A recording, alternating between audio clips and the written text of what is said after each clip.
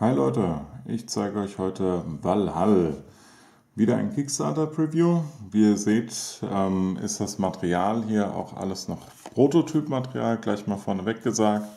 Die Grafiken, seht ihr auch, sind größtenteils schon fertig. Bei den Karten, die im Spiel verwendet werden, das ist jetzt ein bisschen reduzierte Grafik, ne, damit es nicht ganz so viel zu drucken ist sozusagen, aber hier habe ich auch ein paar Beispiele, wie das dann später mit fertiger Grafik aussehen soll. Hier sind auch die Rückseiten dann schon komplett ausgestaltet, genauso bei den anderen Karten. Genau, bei den Münzen habe ich bisher auch nur ein paar Beispieltokens. Da gibt es auch, glaube ich, als eine Option geschmiedete Münzen sogar zu kriegen. Ich habe jetzt einfach mal aus dem anderen Spiel ein paar Münzen genommen. Die sehen zumindest einigermaßen passend aus für Wikinger, auch wenn es Zwergenmünzen sind, aber egal. Genau, aber das nur vorneweg. Wie schon gesagt, ist noch Prototypmaterial. Die Grafiken, gerade auch von den Spielplänen, die sehen schon wirklich toll aus. Ist soweit alles fertig. Und dann würde ich sagen, können wir loslegen. Worum geht es bei Valhall? Wir spielen Jarle, also quasi Anführer einzelner Wikinger-Clans. Und beim letzten großen Fest haben wir uns so richtig schön besoffen und kamen auf die tolle Idee, einen heiligen Baum zu fällen. Das fanden die Götter natürlich nicht so gut und jetzt geht es darum, die Gunst der Götter wiederzuerlangen und uns dadurch unseren Platz in Valhall doch noch zu sichern. Hier haben wir auch die Gunstleiste. Es geht also darum, wer zuerst 7 Gunst erreicht, beziehungsweise 6 Gunst muss man bekommen. Wir starten mit einem. Ja, also wer zuerst hier hinten ankommt, der gewinnt das Spiel. Zusätzlich können wir auch Ruhm sammeln, den wir nachher in Gunst umtauschen können, um da voranzurücken. Es gibt verschiedene Möglichkeiten, wie wir auf dieser Gunstleiste vorrücken können. Jeder hat hier sein Dorf, mit dem er anfängt, bekommt 3 Münzen, noch 2 Schmiedetokens nach dem aktuellen Stand. Damit kann man Einheiten ausrüsten und eine Nahrung. Und wir beginnen im Sommer, wo auch die Nahrung liegt. So, hier drüben haben wir das Festland. Der Marker zeigt die aktuelle Jahreszeit nochmal an. Wir haben hier nur 3 Jahreszeiten. Wir haben Sommer, Frühling und einen sehr langen Winter. Ja, also der Herbst in Fjörnheim, in der Gegend, wo wir hier spielen, der ist so kalt, dass er eigentlich schon eher Winter ist. Deswegen gibt es ja einen langen, harten Winter. Dazu kommen eben 4 Dörfer, die wir am Anfang zur Auswahl haben, um sie anzugreifen. Von denen wissen wir schon, da gibt es was zu holen. Die können wir überfallen. Später kommen auch noch befestigte Dörfer und Städte und befestigte Städte dazu. Aber das ist so die Startaufstellung. Wie viele hier liegen, hängt von der Spieleranzahl ab. Also bei 2 Spielern sind es 4, bei 3 sind es 6 und bei 4 Spielern sind es 8, die da ausgelegt werden. Und danach richtet sich auch die Zusammensetzung dieses Stapels, wie viele Dörfer, befestigte Dörfer und so weiter da drin sind. Genau, damit können wir anfangen. Und als allererstes im Sommer gibt es immer eine Wikingerfahrt. Also wir überfallen die Dörfer und Städte in unserer Umgebung. Dazu würfeln wir erstmal aus, wer darf zuerst auswählen. So, der linke hat eine 1, der rechte hat eine 2. Das ist eindeutig höher, also bekommt er den Startspielermarker und darf anfangen. So, wenn wir ein Dorf überfallen, dann sehen wir oben rechts zum einen, wie viele Lebenspunkte das Dorf hat und wie hoch seine Angriffskraft ist. Ja, also dieses Dorf hat hier einen Würfel und keinen Bonus. Die Belohnung bei allen Dörfern ist immer die gleiche. Ja, also das ist unabhängig davon, nur wie stark das Dorf ist. Ist die Frage, da nehmen wir uns natürlich das Schwächste hier. Das hat 2 Lebenspunkte und nur einen Würfel. So, das legen wir zu uns und jetzt sage ich auch gleich, mit welchen Kriegern ich angreifen will. Jeder Spieler beginnt mit einem Langboot, das brauche ich, um die zu transportieren. Ein Langboot kann bis zu 2 Einheiten transportieren und ich habe auch eine Einheit nordischer Krieger. Die haben 3 Lebenspunkte, ich muss beide Zahlen zusammenzählen. Ich mache das mal so vielleicht. Also hier oben steht einmal 2, hier unten 1. Sind insgesamt 3 Lebenspunkte und die haben auch einen Würfel, kriegen aber nochmal +1 auf ihr Würfelergebnis aktuell. So, das sind meine Krieger, die weise ich dem Kampf zu. Der andere Spieler macht das gleiche und der nimmt mal dieses Dorf hier, das ist ein bisschen besonderes. Das hat 2 Würfel, um anzugreifen, ja, greift also richtig stark an, hat aber überhaupt keine Lebenspunkte. Soll heißen, ich muss dem Dorf keinen Schaden machen, um es zu besiegen, ich muss nur den ersten Angriff überleben. Das seht ihr gleich, wie das dann ausschaut, und auch der weist eben sein Langboot mit seiner Einheit nordischer Krieger diesem Kampf zu. So, dann können wir mit dem Kampf anfangen. Als allererstes markiere ich mal hier auf der Karte die Lebenspunkte von dem Dorf. Das sind im rechten Fall beim rechten Spieler 2. Den Marker hier in der Mitte brauchen wir nicht. Dann markiere ich, wie viel Angriff meine Krieger insgesamt haben. Die haben einen Bonus von +1. Ja, steht ja hier oben. So, und Lebenspunkte, wie schon gesagt, ich muss immer beide Zahlen auf einer Kriegerkarte aufaddieren. Also haben meine Krieger insgesamt Lebenspunkte 3. So, wenn das gemacht ist, dann können wir mit dem Angriff anfangen. Der Spieler würfelt natürlich für sich selber, ein anderer Spieler würfelt für das Dorf. So, der Spieler selbst würfelt eine 3. Das ist übrigens einfach ein W3, ja, also jede Zahl ist zweimal vorhanden von 1 bis 3. So, das heißt, er hat 3 plus 1, also 4. Und das Dorf hat 2 plus 0, bleibt also bei 2. Jetzt machen die Krieger so viel Schaden, wie die Differenz der 2 Zahlen eben hergibt. Also 4 minus 2 sind 2 Schaden. Das heißt, die haben das Dorf direkt besiegt.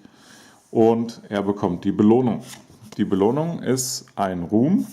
Das heißt, wir schreiten hier auf der Leiste 1 vor. Und eine kleine Beutekarte. So, kleine Beutekarte nehmen wir hier. Es gibt kleine, mittlere und große Beutekarten eben. Und da ist immer ein bisschen Text drauf, was so passiert. Also hier, nach einem kurzen Kampf konnten eure Krieger genau die Beute sicherstellen, die ihr erwartet habt. Herrlich, wenn alles nach Plan verläuft. Eure Krieger haben nicht nur eine gute Menge Nahrung, sondern auch viele Münzen mitgebracht. So, ich bekomme 3 Münzen und 2 Nahrung. Das legen wir mal daneben hin. Also 3 Münzen, 1, 2, 3. Ich beginne mit 3, habe ich also meinen Reichtum gleich mal verdoppelt. Und ich bekomme 2 Nahrung. 1, 2. So, wenn ich Nahrung bekomme, dann lege ich die gleich im weiteren Verlauf hier auf die Felder auf der Jahreszeitenanzeige. Also ist mein Winter mit Nahrung schon abgedeckt. Solltet ihr mal mehr Nahrung bekommen, verfällt die übrigens. Ja, aber wird sehr selten passieren. In der Regel eher gar nicht. Von daher muss man sich da keine Sorgen machen. So, dann ist der andere Spieler an der Reihe. Die Anzeige für die Krieger können wir gerade so lassen. Die für das Dorf lustigerweise auch, denn das hat ja 0 Lebenspunkte. So, dann würfelt mal der Spieler für seine Krieger. Eine 2. Dann sind wir bei 3. So, und das Dorf verteidigt sich mit 2 Würfeln. Oh, da hat er Glück gehabt. Das ist auch nur eine 3. So, das heißt, wir haben Gleichstand, keiner kriegt Schaden, der Kampf geht weiter. Ja, oder würde weitergehen, denn das Dorf hat ja 0 Punkte, von daher ist das Dorf jetzt an der Stelle besiegt. Ansonsten geht der Kampf so lange weiter, bis entweder der Angreifer aufgibt oder das Dorf eben besiegt ist oder der Angreifer besiegt ist, einer dieser 3 Fälle. Genau, das Dorf ist besiegt. Wie schon gesagt, es hat ja 0 Lebenspunkte, das heißt, auch der bekommt einen Ruhm und eine Beutekarte, eine kleine. So, diese ärmlichen Bauern hatten kaum mehr als ihr nacktes Leben zu bieten. Das Blutvergießen war kaum der Mühe wert. Eure Krieger konnten gerade mal ein paar Säcke Korn und einige Stücke Tafelsilber erbeuten.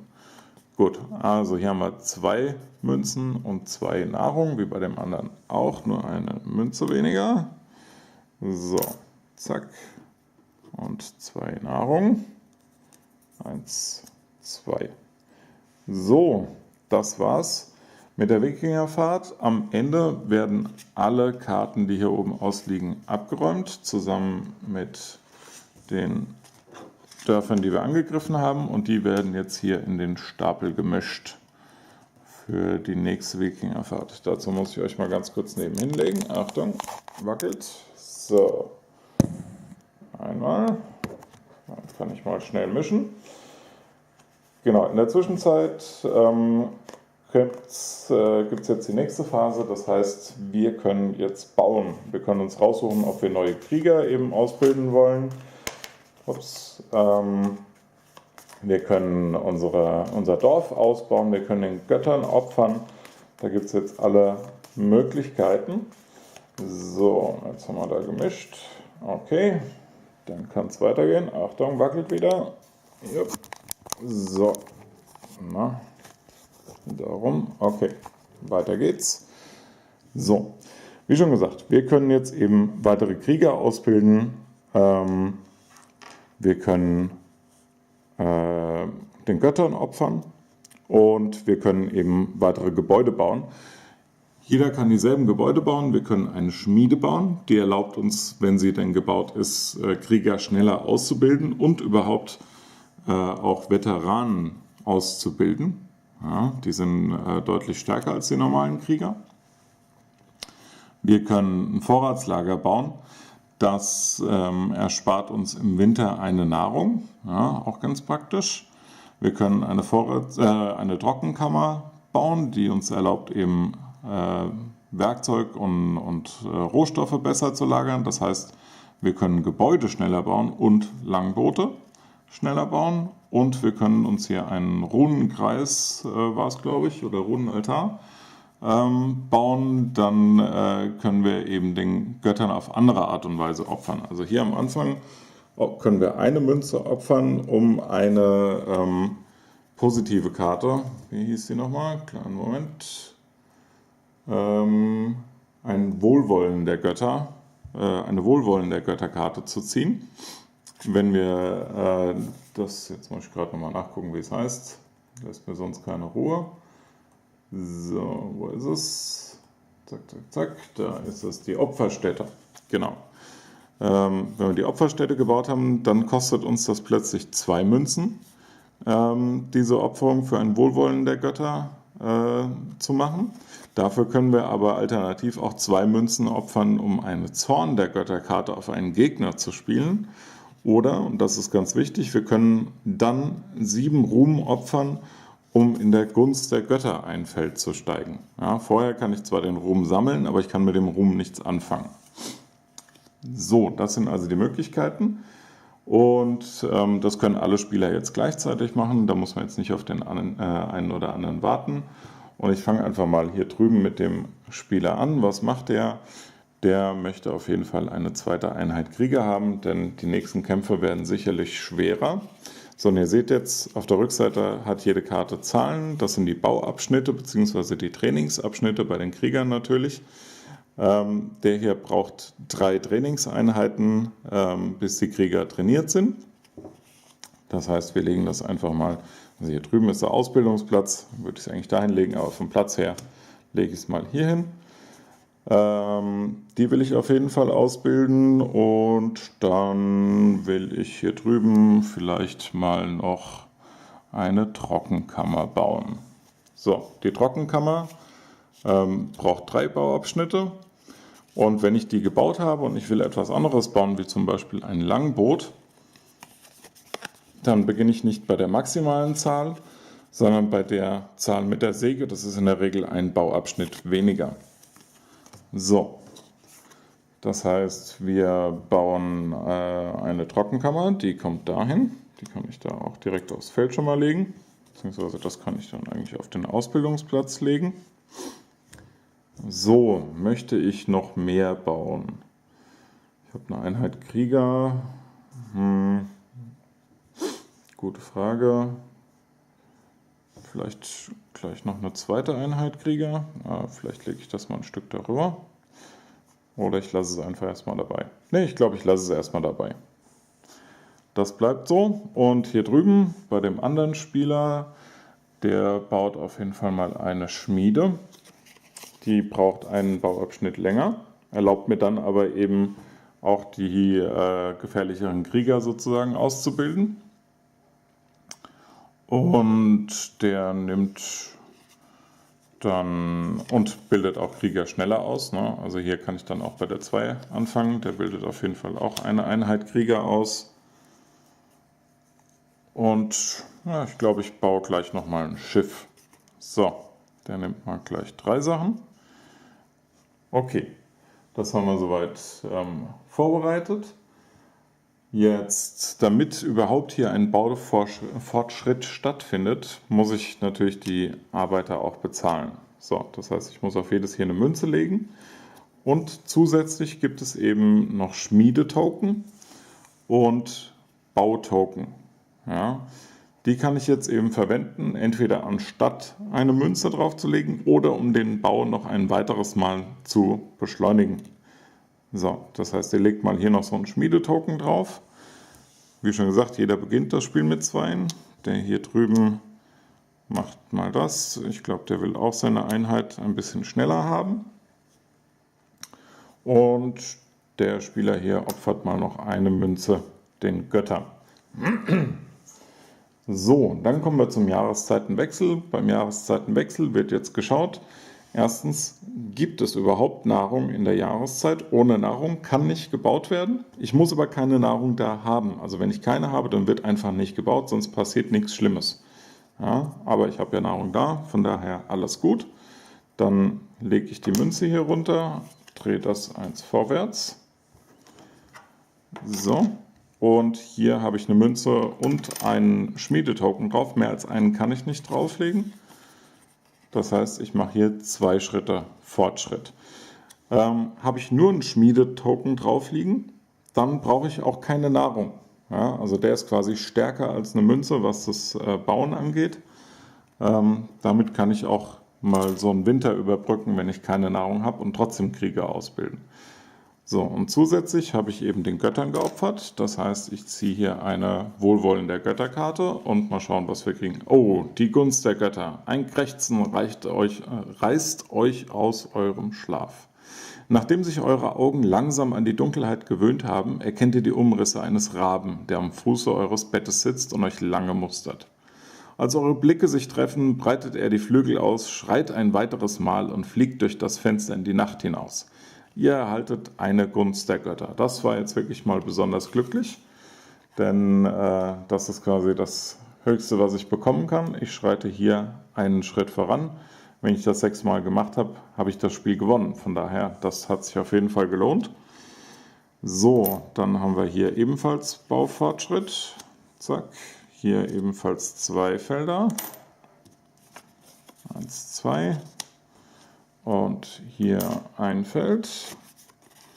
Und auch hier müssen wir eben die Nahrung bezahlen, sonst gäbe es überhaupt keinen Baufortschritt. So, dann am Ende einer Jahreszeit bekommt jeder Spieler eine Münze. Und das hier schreitet einen Marker voran. Der Startspieler wechselt. Und habe ich noch irgendwas vergessen? Nö. Genau, das passt soweit. Und dann zieht der Startspieler eine Ereigniskarte. Ja, jede Runde wird ab jetzt eine Ereigniskarte gezogen. Einmal mit Meistern arbeiten. Die im Frühjahr ausgesandten Späher wurden getäuscht oder was naheliegender ist, haben mit dem falschen Auge Odins die Städte am Festland ausgekundschaftet. Alle Städtekarten, die im Spiel sind, entsprechen nicht ihrem wahren Informationsgehalt. Wir haben mit falschen Daten geplant. Alle offenliegenden Städtekarten werden zurück in den Stapel gegeben und gemischt und anschließend nach den üblichen Regeln neu ausgelegt. Gut, ich habe vergessen, neue Karten auszulegen. Von daher, ach komm, dann nehmen wir einfach eine andere. So, dann lege ich hier erstmal die 4 Städte aus, damit man damit auch planen kann. So, da haben wir ein befestigtes Dorf, noch ein befestigtes Dorf. Das ist ein normales Dorf und das ist noch ein befestigtes Dorf. Also es gibt nächste Runde nur einen Gegner, der etwas leichter zu besiegen sind. Die anderen sind deutlich schwerer zu besiegen. So, jetzt nehmen wir eine neue Ereigniskarte. Die Blutgeschworenen, 4 Männer mit den Staturen von Bären, traten an euch heran, als ihr mit allen anderen Jarls ein Ting abhieltet. Der größte von allen bellte eine Herausforderung. Jeder Jarl kann entscheiden, ob er sich dem Duell stellt. Lehnt er ab, zieht er eine Zorn der Götterkarte. Wenn der Jarl den Berserker tötet, schreitet er ein Feld auf der Gunst der Götter voran. Verliert er den Kampf gegen den Berserker, wird ihm die Schande auf ewig anlasten. Er sinkt einen in der Gunst der Götter. So, der Jarl selber kämpft mit einem Würfel plus 4, hat 5 Lebenspunkte. Der Berserker hat 2 Würfel und nur einen Lebenspunkt. Aber der Angriffsbonus des Berserkers erhöht sich nach jeder Kampfrunde um 1. Ja, aber trotzdem, das müsste machbar sein. So, also der Angreifer hat einen Lebenspunkt, der Jarl bekommt plus 4 und 5 Lebenspunkte. So, gut, dem Kampf stellen wir uns auf jeden Fall, sagt der Linke. So, er selber, eine 1, ist aber insgesamt trotzdem eine 5. Und der Berserker hat eine 4. Gut, damit ist er schon besiegt. Ich schreite einen Schritt hier voran. Auf der anderen Seite, der Jarl hat es gesehen und sagt, ja klar, das kann ich auch. So, würfelt, eine 3. Damit ist er eigentlich schon besiegt. Denn der hat nur eine 5. Der Jarl hat eine 7. Damit ist auch hier der Berserker besiegt. Zack, weiter geht's. Okay, die ist abgehandelt, können wir weglegen. Und jetzt beginnt eben die nächste Jahreszeit. Im Winter gibt es natürlich keine Überfahrten, viel zu gefährlich auf der kalten See. Das heißt, wir können jetzt hier einfach noch Münzen verteilen, um mit unserem Bau weiter voranzuschreiten. Das machen wir mal so. Ja, ich glaube, das lassen wir auch dabei. Auf der anderen Seite, gut, wir wollen auf jeden Fall mit der Schmiede vorankommen. Krieger brauchen wir auch, wobei da könnte ich natürlich auch überlegen, so einen anderen Token hinzulegen. Ne, ich nehme eine Münze. So, genau. Okay, dann wieder Jahreszeitenwechsel. Wobei, ach komm, diesmal, der hat gesehen, wie toll das bei dem anderen geklappt hat. Der opfert auch mal noch eins. So, der hier ist fertig. Das heißt, der hat jetzt 2 Einheiten Krieger. Dann geht es hier noch eins vorwärts. Und er muss natürlich noch sein Essen bezahlen, ganz klar. Auch hier wird Essen bezahlt, 2 Stück, weil ja Winter ist. So, dann geht es hier eins vorwärts. Die Krieger sind fertig. Und das geht auch eins vorwärts. So. Okay, und noch eine Wohlwollen der Götterkarte. Skaldenmed. Und so begab es sich, dass ein Wesen geboren ward mit der Weisheit der Wanen und der Asen gleich auf. Und alle Menschen, die er traf, lauschten gebannt seinen Worten. Doch 2 Zwerge, welche ihn um seine Fähigkeit beneideten, töteten ihn und brauten aus seinem Blute und Honig einen Met, der jedem zu jeder Zeit die Macht der Überzeugung verleiht. Wenn aktiviert, könnt ihr alle Spieler zwingen, bei einer Entscheidung, die getroffen werden muss und euch einschließt, eure Meinung zu vertreten. Okay, gut, die können wir irgendwann einsetzen. Die haben wir quasi auf der Hand, kennt natürlich sonst keiner. Legen wir uns nebenhin. Und dann ist wieder Jahreszeitenwechsel. Jeder Spieler bekommt eine Münze und hier geht es eins voran. So, jetzt haben wir das Problem, im Frühjahr haben wir kein Essen mehr. Das können wir aber umgehen. Und zwar kann ich statt Essen zu erbeuten, kann ich Essen auch kaufen. Dann lege ich einfach eine Münze dahin. Das ist, als hätte ich Essen da, ist also alles gut. Hier drüben habe ich eh nicht genug, von daher brauche ich auch gar nicht anfangen. Ich habe nur eine Münze. Was ich aber machen könnte, ich könnte hier vorausplanen und könnte mit dem Bau meiner nächsten Einheit beginnen. Wobei ich baue ja auch gerade an der Schmiede. Nee, dann brauche ich das eigentlich nicht, weil ich hätte hier eben den Token verwenden können, anstatt einer Münze und hätte kein Essen gebraucht. Hätte ich mir also sparen können, aber stattdessen spare ich lieber mein Geld für nächste Runde. So, dann gibt es eine Ereigniskarte. Startspieler ist der Spieler.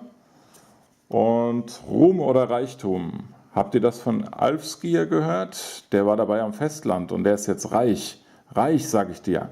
Der kann sich jeden Tag Brot leisten. Und die Weiber. Das Volk spricht von den Schätzen, die einen erwarten, wenn man gen Westen segelt. Alle wollen dabei sein. Das könnten wir für unsere Zwecke nutzen. Hart arbeitende Bauern, welche dies auch noch gerne machen. Herrlich. Jeder Jarl hat die Möglichkeit, die Motivation seiner Untertanen entweder in die Ausbildung oder den Schiffbau zu investieren. Ihr erhaltet entweder einen Schmiede- oder einen Bautoken. So, das heißt, das können wir uns jetzt raussuchen. Achso, Moment, habe ich das schon... Ne, genau, wir sind noch in der Jahreszeit. Ich habe hier das Ereignis übersprungen, das war das. Dann könnte ich mir natürlich auch überlegen, mir das Geld zu sparen und einfach einen Bautoken zu nehmen. Ich glaube, das mache ich auch. So, der hier nimmt auch einen Bautoken, das macht einfach mehr Sinn, denn damit kann er seine Schmiede vorantreiben und er kann das hier vorantreiben. Könnte ich mir fast überlegen, noch eine Einheit Krieger hier auszubilden. Ich glaube, das mache ich. Ich hole mir noch, hätte natürlich vorhin auch mehrere gleichzeitig anfangen können, aber so machen wir das doch einfach so und legen da eine Münze und einen Bautoken drauf. Oder spare ich mir die Münze und lege nur so einen da drauf. Vielleicht mache ich das erstmal so. So, ich habe ja nur ein Bauvorhaben, dafür jetzt eine Münze auszugeben, lohnt nicht zwingend. Und hier drüben, genau den Token habe ich schon platziert. Das lassen wir so, das sieht gut aus.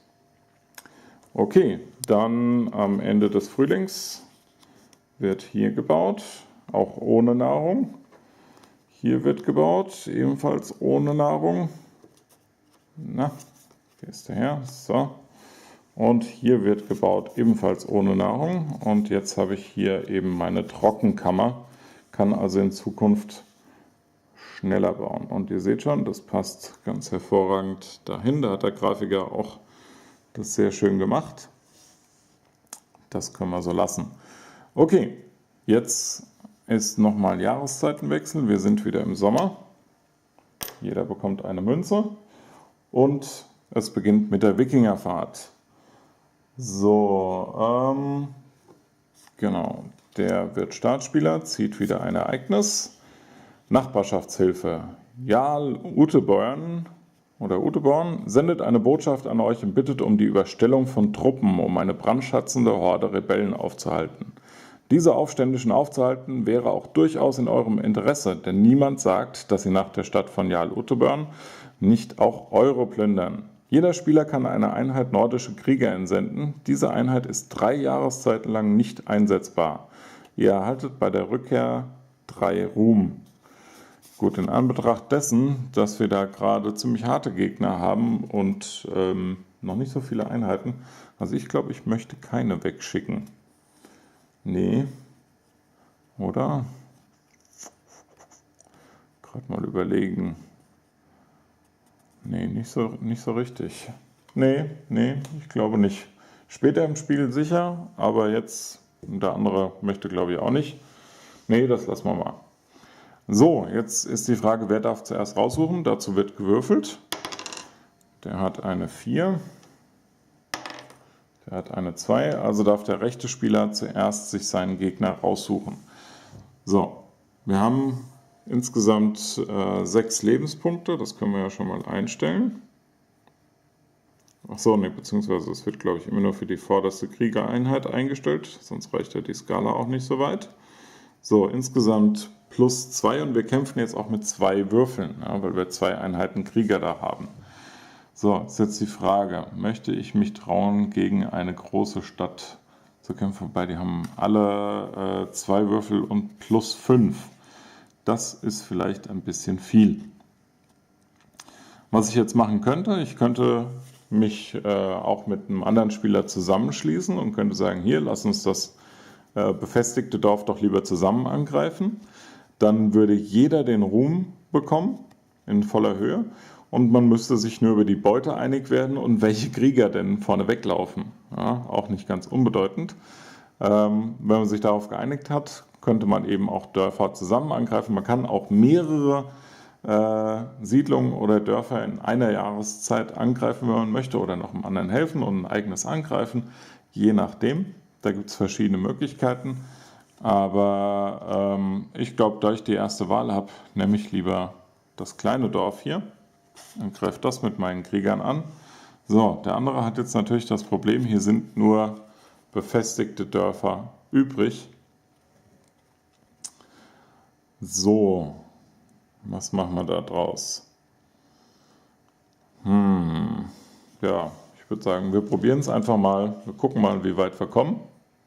Hilft ja nichts. Und dann kann es im Endeffekt auch schon losgehen. Fangen wir hier drüben an. So, also das gegnerische Dorf hat 2 Trefferpunkte. Okay, und ich greife mit 2 Würfeln plus 2 an. So, das heißt, hier haben wir eine 5, haben wir eine 7 also. Und das Dorf hat 3, 4. Damit machen wir 3 Schaden. Das Dorf ist besiegt. Yay! Und uns winkt reiche Beute. Ein einzelner Mann mit einem großen Karren kreuzte die Wege eurer Krieger und musste mehr als nur sein Hab und Gut lassen. Eure Krieger haben sich heute nicht mit Ruhm bekleckert, aber bereits jetzt genug Beute, um das Schiff zu füllen. 7 Münzen, aber einen Zorn der Götter. So, 7 Münzen. Habe ich so viele da rumliegen? 4 und noch 3. So, der ist also reich bis zum geht nicht mehr, muss aber einen Zorn der Götter ziehen. Antwaranaut. Und so begab es sich, dass Antwaranaut, ein Ring, der alles zu Gold werden lässt, seinen Fluch auf jeden Schatz legt. Ja, das ist ja passend. Ihr erhaltet eine der folgenden Goldmengen sowie den anhaftenden Fluch. Entweder okay, 3 zieht eine weitere Karte. 5, der neu erworbene Reichtum bringt viel Missgunst ein, ihr verliert 2 Ruhm. 7, eure Habgier verschreckt euren Ehepartner, welcher mit Geleit zu dem Fürsten zu eurer Linken zieht. Dieser erhält eine Einheit Krieger von euch. Gut, ich glaube, dann nehme ich einfach 3 und noch so eine Karte. Probieren wir mal das. So, ich nehme einfach 3, weil ich gerade nicht mehr Münzen ausgepackt habe. Machen wir es uns einfach. So. Zack. Kann das nicht jemand anderes machen? Schon vor einiger Zeit hatte der Dorfälteste um ein wichtiges Treffen gebeten. Das ist jetzt schon wie lange? Was? Er ist tot? Eure Dorfbewohner sind erschüttert. Ihr verliert einen Ruhm und dann müssen wir eben den Stapel mischen. Gut, das mit dem Mischen lasse ich jetzt mal weg. Aber ich verliere einen Ruhm. Das ist natürlich besonders bitter. Vor allem, weil ich dafür vorher auch mehr Gold hätte kriegen können einfach. Aber okay. So, jetzt sind wir hier noch am Kampf. Die Werte stimmen. Das Dorf hat jetzt 4 Punkte zur Verteidigung. Das wird ein harter Kampf. Die Krieger, meine Krieger, die sind aber motiviert. Haben eine 6 und das Dorf hat 4 gewürfelt, hat aber plus 5, sind also 9. Ich habe 6, 7, 8. Das heißt, ich verliere einen Lebenspunkt. Meine vordere Einheit verliert einen Lebenspunkt. Naja, komm, wir probieren es nochmal. Vielleicht wird es ja was. Ich habe eine 5. Und das befestigte Dorf hat wieder eine 4, hat aber immer noch 9.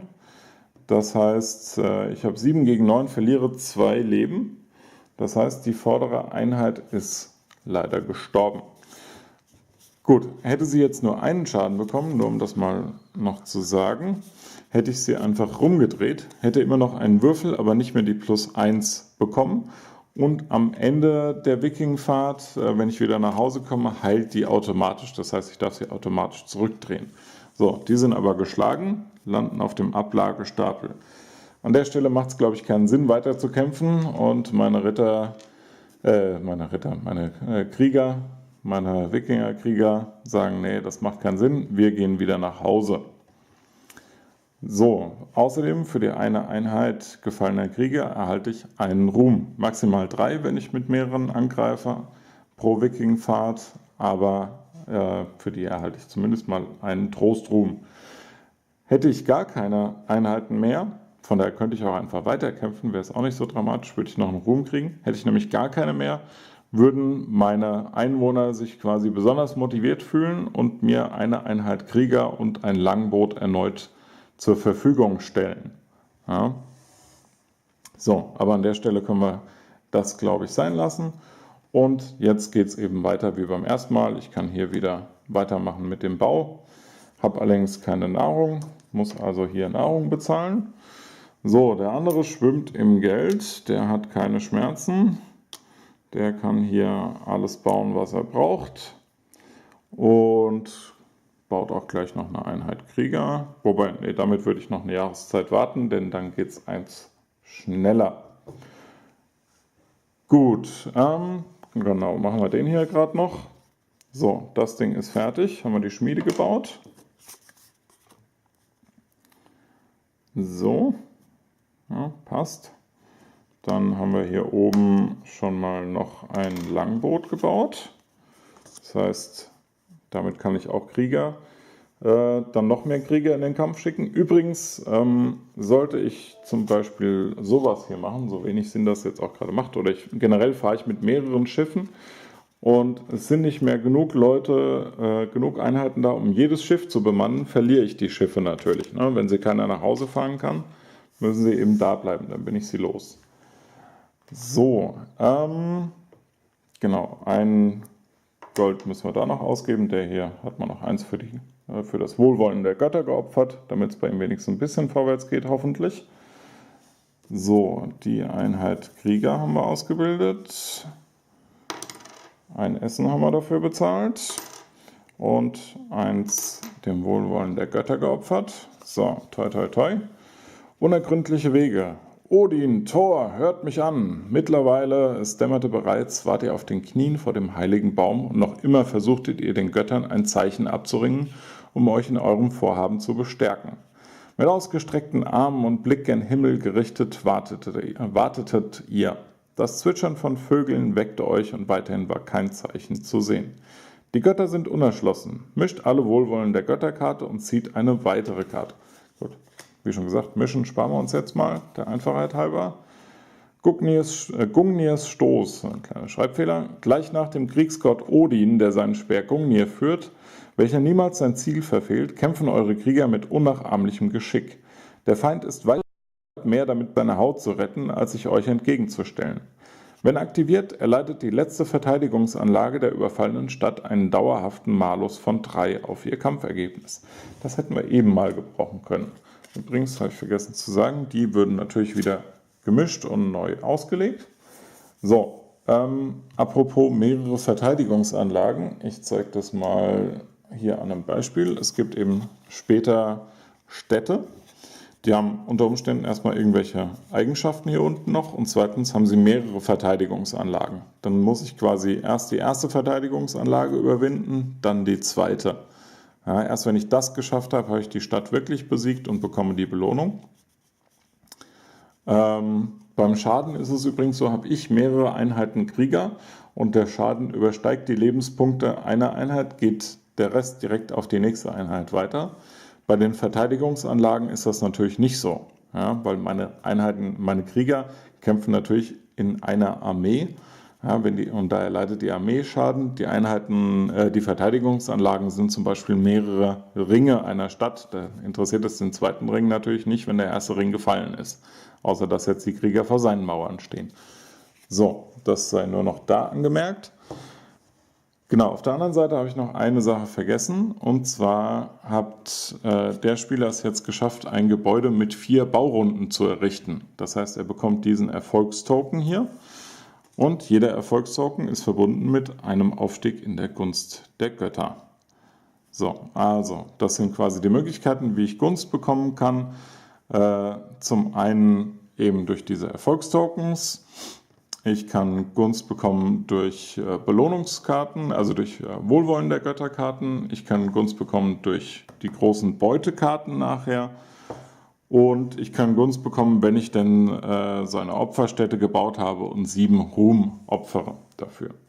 Wie schon gesagt, wer zuerst hier hinten landet, gewinnt das Spiel, außer wenn er das über Ruhm schaffen würde. Also wenn ich hier stehe und den 7. Ruhm bekomme, ohne ihn umzuwandeln, den kann ich nicht direkt umwandeln, sondern dann gibt es noch eine Runde, dann hat jeder nochmal die Chance, auf andere Art und Weise auf den 7. Ruhmpunkt zu kommen. Auf den 7. Gunstpunkt zu kommen, durch eben Karten oder diese Marker. Wenn das keiner schafft, kann ich dann in der nächsten Runde meinen Ruhm umwandeln und gewinne das Spiel. Dazu gibt es noch hier ein paar Felder. Bei dem ersten Wenn alle Spieler dieses Feld erreicht haben, dann wird die Hälfte der kleinen Dörfer rausgenommen aus dem Stapel. Wenn alle Spieler das zweite Feld erreicht haben, wird ungefähr die Hälfte der befestigten Dörfer rausgenommen. Das heißt, es gibt viel mehr schwere Gegner. Und hier muss ich dann entsprechend noch einen Zorn der Götterkarte oder ein Wohlwollen der Götterkarte ziehen, wenn ich dieses Feld erreiche. Ja, ich denke, damit sind wir durch alle Regeln durch. Ich hoffe, ihr habt einen guten Eindruck von dem Spiel bekommen, wie es alles so abläuft, wie es sich so spielt. Und ich hoffe, es hat euch gefallen. Ich muss ganz klar sagen, das Spiel hat sehr schöne Ideen, was man so machen kann.